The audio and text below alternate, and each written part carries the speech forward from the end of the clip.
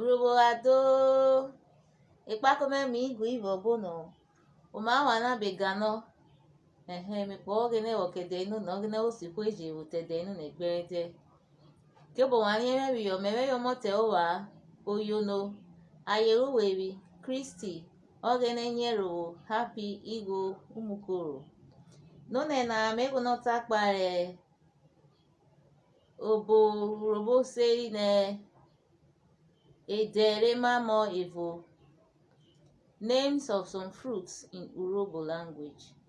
Oresoswo, utia gadava, cherry, etoame, watermelon, utita, onion, odibo, banana, utia fere or utia paifa, lime, utie, orange, imagoro, mango, inanaja, pineapple, eto, pawpaw, ukokodia, coconut, ishao, okra, oka, corn, iribo, pepper, iribeklo, fresh pepper, one, yam, ume, pumpkin leaf, ire, beans, esha, red beans, edi, banga, ibiedi, banga fruit, irosu, rice, pear, iribobe, tomatoes, iribobe or itomatosi, tomatoes, ukwere, sugarcane,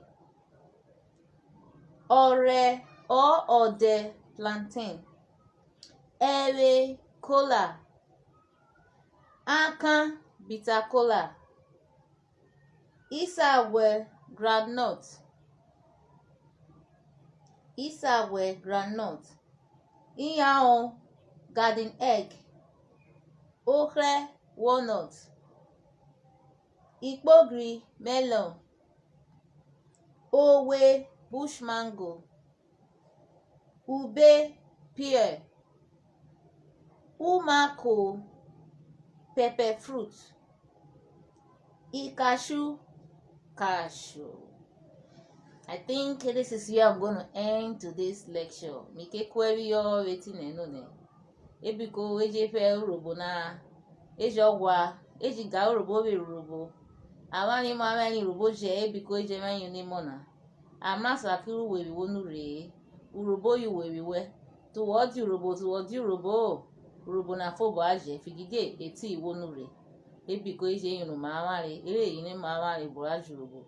Efe urobo na ojibu urobo ado tinemlikwe uyo nenu newiyo amre kesiefa urobo orere ifiesa o menurobo mena o orere ifiesa urobo kokore ogbare urobo orere ifiesa obolu urobo jere na sofa jebotioye edefa mere akpo tolu robo miware urobo mena o orere ribiesa o arioma